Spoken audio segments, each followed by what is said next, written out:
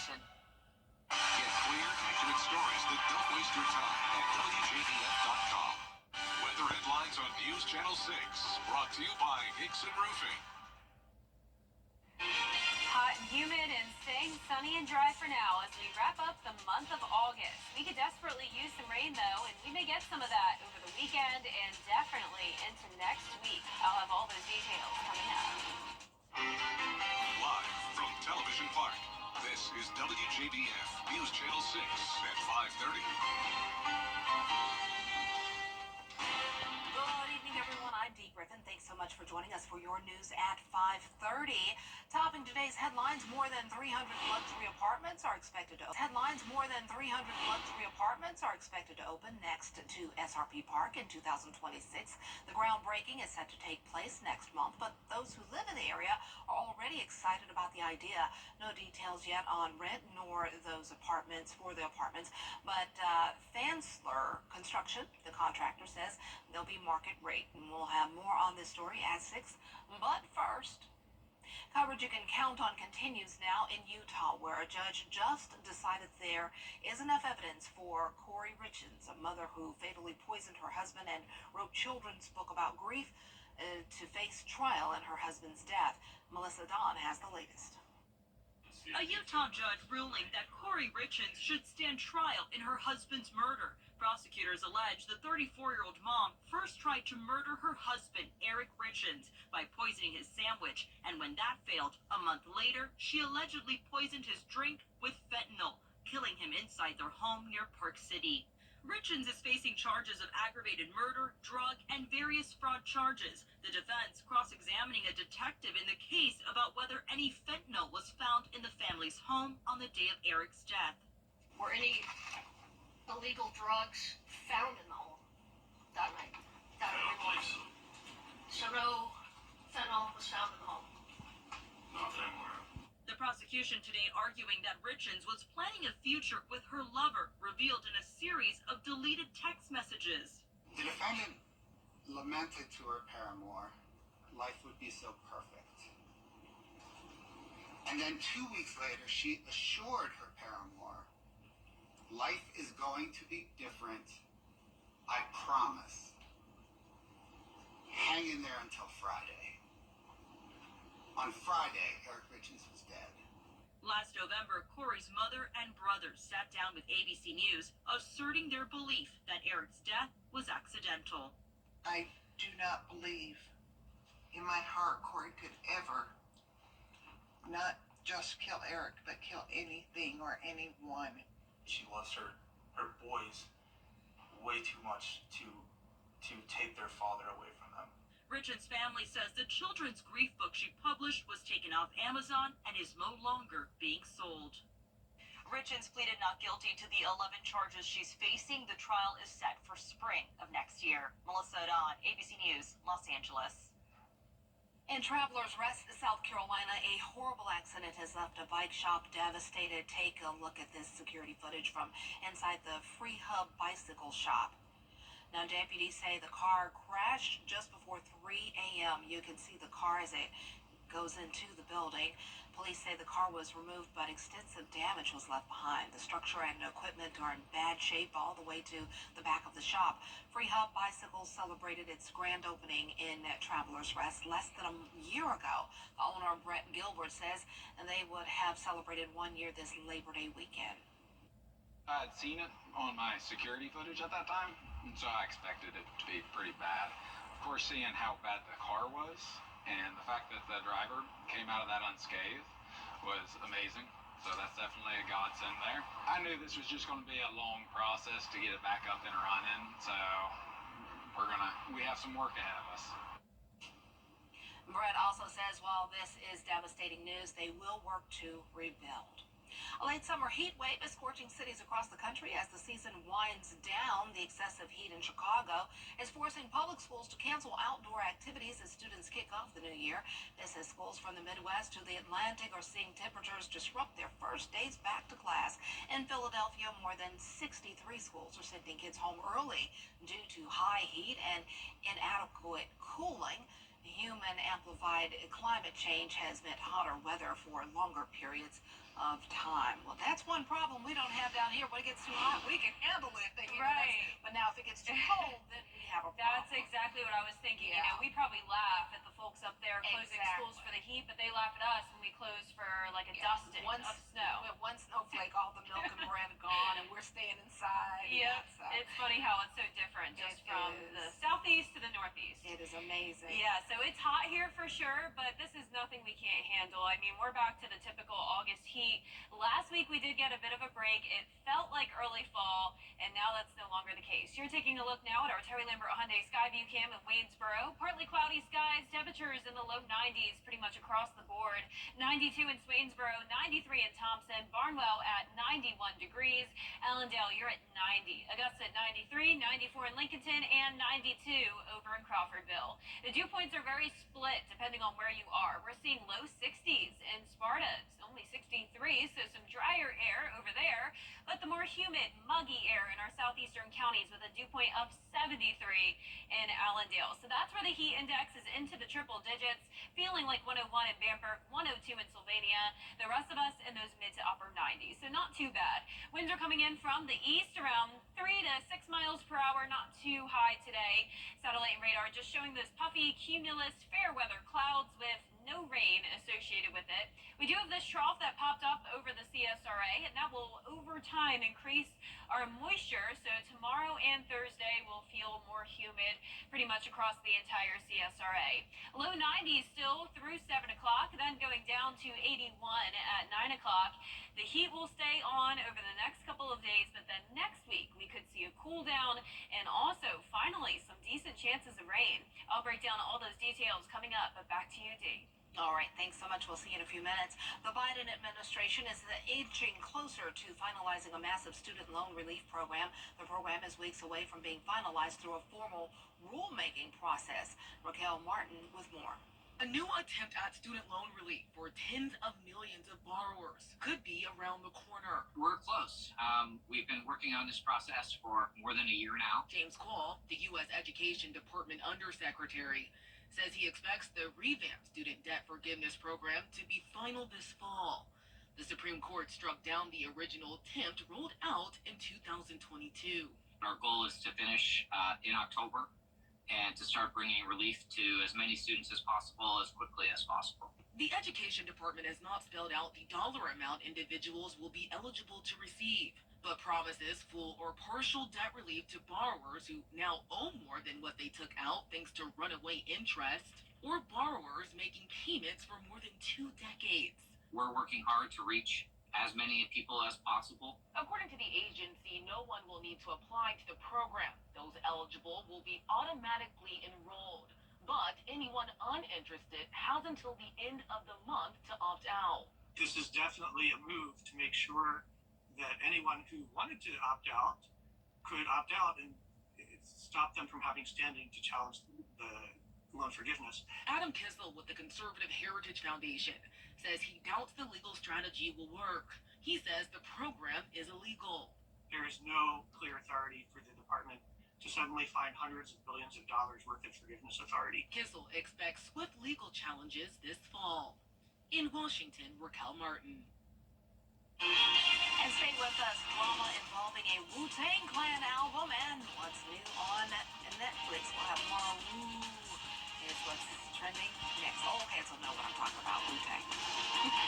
And patchy fog is possible once again tomorrow morning. Mostly sunshine once again for our Wednesday. Heating up as well. Heat index over 100 degrees. It's staying dry and then cooler and wet next week. More details coming up.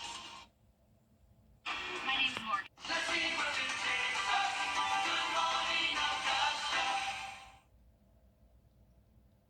Welcome back, everyone. It's time now to take a look at what's trending. The saga of former pharmaceutical executive Martin Shkreli and the world's rarest album continues. Here's a recap. In 2015, he paid $2 million for a Wu-Tang Clan album, which had just one copy made. While he later had to forfeit the album as part of his securities fraud sentence, the government then sold it to a cryptocurrency collective, but the group is suing Shkreli. accusing him of making copies of the album. Now, a federal judge has ordered him to hand over any and all copies of the album that exist, and he has to do that by Friday. Shackley also has until the end of September to produce a list of anyone who has access to any music from it, plus an inventory of any revenue he made from it. His lawyer says the case is not settled yet, but stay tuned to that. Oh, look, classic Wu-Tang, and we just cut from it. I love Wu-Tang, so I gotta go watch some Wu-Tang video after this, because I love Wu-Tang. In streaming news, Selena Gomez has a new Spanish language take on a French musical, plus one group is going on a reunion tour, and I want a reunion tour of Wu-Tang. Call Ghostface Killer, call RZA, call Method Man. Anyway, here's Dana Devin. We start with some exciting Selena Gomez news. She stars in the new Spanish-language French musical Emilia Perez, alongside Zoe Saldana and Carla Sofia Gascon. It tells the story of a female cartel leader in Mexico, played by Gascon, who tries to fake her death so she can finally live life as her true self. The film took home 2 awards this year at Cannes, including the Best Actress Award for its ensemble of women. Netflix just dropped the first trailer. Take a look. Medio año, medio papá, medio tía, medio rica, medio pobre, medio jefe, medio reina, medio dentro, medio fuera, todo, nada.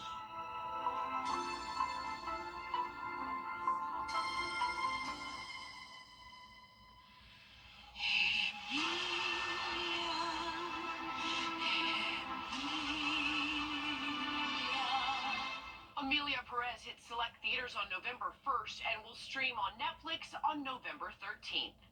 And great news for fans of this iconic English rock band, they're finally getting back together. With high inflation and high cost of living, Now, your most accurate forecast with WJBF Live Viper 6. Welcome back. Yesterday was a beautiful, pretty quiet weather day, but did you know there was actually an earthquake? This happened at 7:06 p.m. last night, 7 miles southeast of Jackson, South Carolina, right near SRS. A very weak earthquake, though, magnitude of just 1.9. Probably didn't even feel a thing, even if you're right in that area. But our Terry Lambert Hyundai Skyview cam into Aiken County now, just showing some cloudy skies. 93, feeling like 95. Dew point of 65 here in town. Southeast wind coming in at 6 miles per hour. We're seeing mostly those low 90s today, but 95 up in Lincolnton, one of our hotter spots. 94 in Sparta, 93 in Aiken. Bamberg, you're at 92 degrees. Satellite and radar are not showing too much going on, just some fair weather clouds for us today. Not going to be bringing any rain. Isolated showers down in southeastern Georgia, typical to how it's been over really the past couple of weeks. We have enough dry air still in play that we have no chance of rain, at least for now. There is the possibility of some patchy, dense fog once again tomorrow morning, especially in our southern line counties, starting out the day at 70 degrees. So way different than those upper 50s we had last week, climbing to around 94 in the afternoon, mostly sunny skies. Heat index up to 104 and 104 again for our Thursday. So very consistent over the next couple of days, going down just a tad for our Friday, and then for Labor Day weekend, seasonable average temperatures, going with 93 each day. The difference is the rain chances. So starting out Saturday, just 20%, climbing to a 30% chance Sunday, and then 40% chance on Monday. And after that, I've increased the rain chances even more into Tuesday, and then you'll see on the 10-day forecast in a moment that we'll have even higher rain chances on Wednesday. Now, keep in mind that we could use some rain, so this is good news. Total rainfall for the month of August, under 3 inches at Augusta Busch Field, when on average we have over 4.5. So Debbie didn't bring places like Augusta too much rain. Of course, our southern line counties have a much higher rainfall totals for the month, but a lot of us could use some rain to help prevent us from going under a drought again, and it will also bring the cooler temperatures. So similar to last week, we are going to dip down once again into the mid 80s by next Tuesday. So a big drop off there, roller coaster temperatures for for this time of the year. You can really tell what's happening here on our upper level pattern. So a dome of high pressure in effect for now all the way through Friday. Then temperatures become seasonable throughout Labor Day weekend. But notice this dip in the jet stream with all this cooler air moving in by the middle of next week. There's Thursday. So cooler temperatures are certainly possible, and I know a lot of us will be looking forward to that, but it does come with those rain chances and the cloudy skies, going with around a 50 to 60% chance with overcast skies next Tuesday through Thursday. And we'll be right back.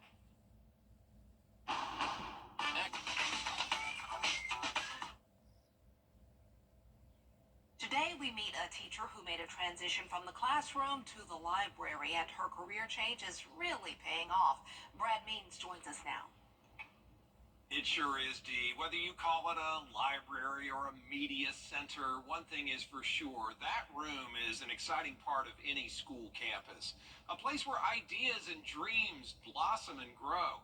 And that's why Katie Tate loves her job. She's the winner of the Golden Apple Award. Katie Tate is a veteran teacher. She was at Chucker Creek Elementary for 14 years, but then an opportunity came along at New Ellington Middle's STEAM Magnet School. I've always loved teaching reading. I've always loved reading, and so we had an opening at our school, and I thought, well, that might be something I'd like to try to do, so I went back to school, and then the rest is history. Now, she helps kids make a connection with books. You might think that's a challenge with all the electronic distractions out there. First, find out what their interests are, and then try to connect them to the characters or to what they're interested in. So if it's a book about gaming, then they're more likely to read it if they want to be into gaming. Or a lot of kids like graphic novels. They start there, and then just trying to introduce them to as many books as you can and make them appealing. Ms. Tate has done a great job changing with the times. The library is no longer just a place to check out a book. It's everything. It's technology, and it's interacting with objects. It's building, it's thinking, it's using your curiosity to just advance your knowledge. So it incorporates all of the disciplines of school now. Ms. Tate can tell when a child is developing a real love for reading. I think when they want to talk to you about it, when they're invested in the book, and then they want to just keep reading more and more, then you know that you've got them, and that they're going to keep reading just because they want to tell you about what they're reading. Way to go, Katie Tate, a teacher turned librarian, always an educator who continues to reap the rewards of her hard work. When I see them later on in life, when they come up to me and talk to me and see that they're productive citizens, and knowing that I helped, amongst other teachers, we helped to mold them into that, and just to see them doing good around the world and in the community is the most rewarding part, I think. If you know a teacher who deserves the Golden Apple Award, please let us know. All you have to do is go to WJBF.com, find the Golden Apple link, and fill out a nomination form. News Channel 6 at 6 is next. Weather headlines on WJBF News Channel 6. Brought to you by Hickson Roofing. If your roof needs fixing, call Mr. Hickson.